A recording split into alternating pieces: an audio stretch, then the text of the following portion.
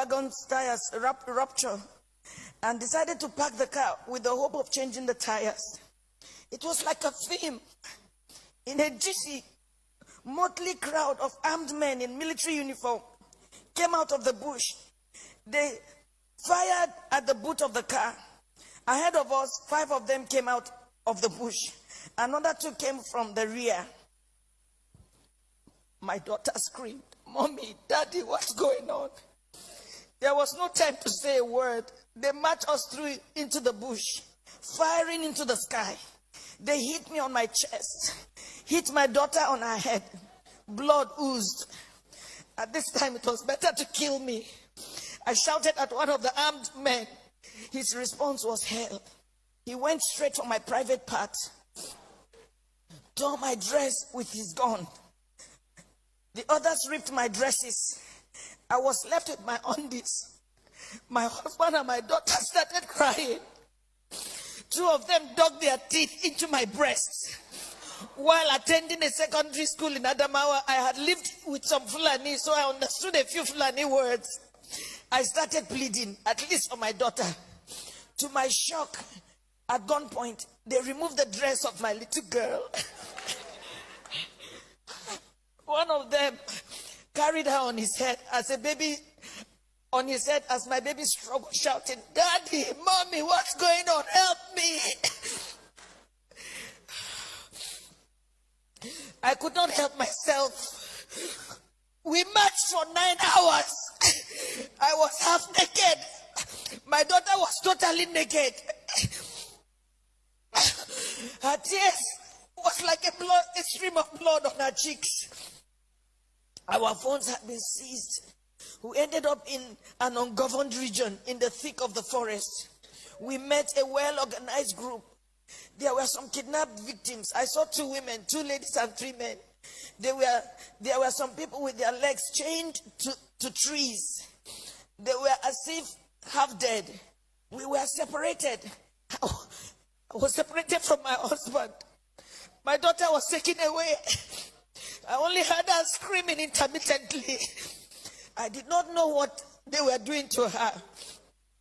These men, now about 2 dozen, had a full kitchen. They had a huge camp and a traditional medical team. How can they say they don't know where these people are?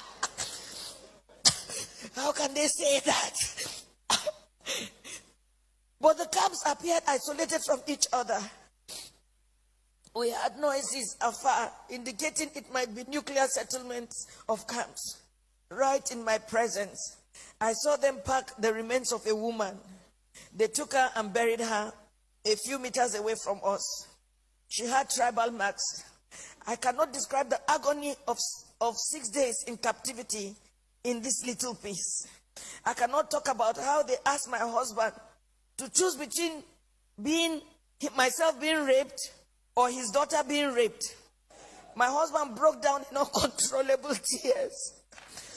One of them hit him saying, "Yoruba bastard, you dey cry, idiot." They now gave him an option that he should be raped by one homosexual among them. My husband, a devout Muslim. My husband is a devout Muslim. He told them that homosexual and rape of any kind was against Islam. They hit him with a butt of AK-47. What do you know about Islam? You can imagine, you are being asked to choose between being raped by a homosexual, your daughter just 9 years old, or your wife being raped. They gave the 4th option.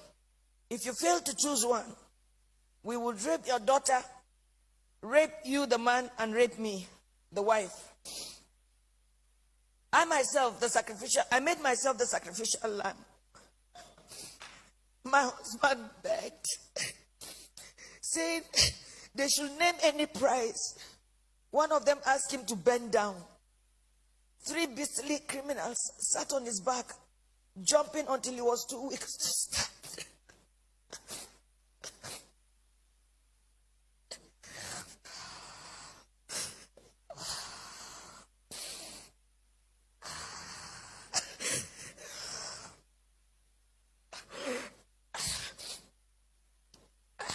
I was not allowed to put on any additional clothes. Imagine they rape you all night and they stop you from putting on any clothes for 24 hours.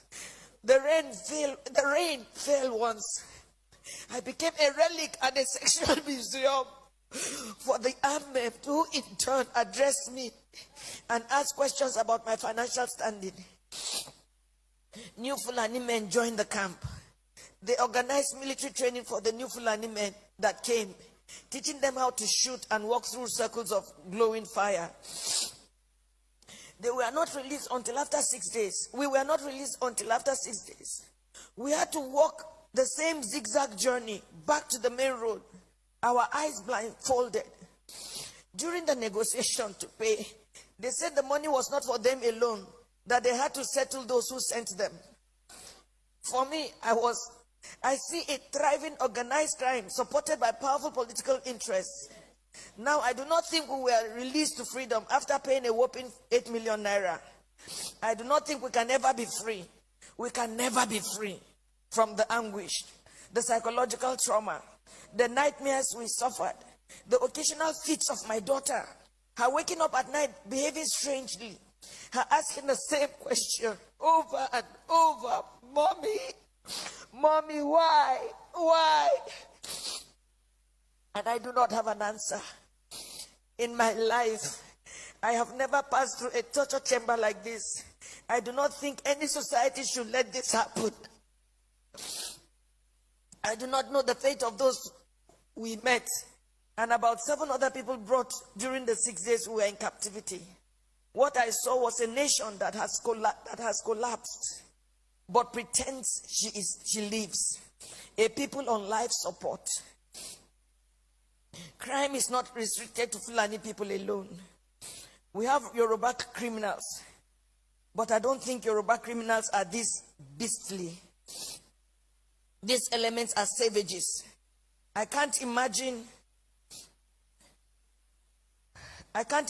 Yoruba thieves going to Sokoto or Maiduguri to kidnap Fulani people and keep them in their own bushes. It gives me mental torture that this is happening, and some people are even trying to justify or look for excuses. Well, as a devout Muslim,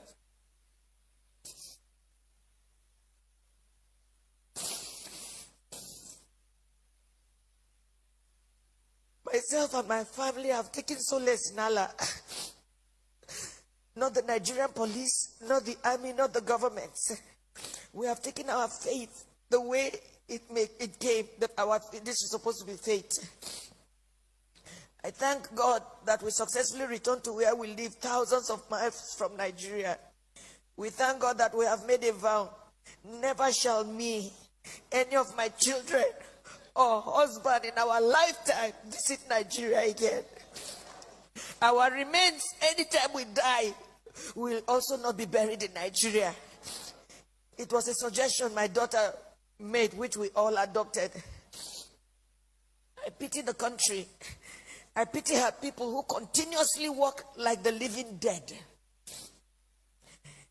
I pity those who parade themselves as leaders because they know nothing about what is going on and the abyss the country is sunk already. I pity Yoruba people. Oh, I pity you. I pity my people. For me, the issue is not about President Buhari. Democracy can produce anything, even the worst in the society. What I worry about is the conspiracy of silence by the people themselves. The ignorance, the treachery, and the illusion that one day things will get better through another election. Since I was born in Nigeria, each year had led from bad to worse and on and on. I do not have a solution to what is going on, but I think very soon hell will let loose upon the earth as long as there is no law and order and anarchy and the rule of brutes in the order of the day. Once again, there can never be anything more comforting than my husband, who saw what I went through, but was able to encourage me, and even encourage me to write this little piece after months of agony and sociological imbalance. Good night, Nigerians.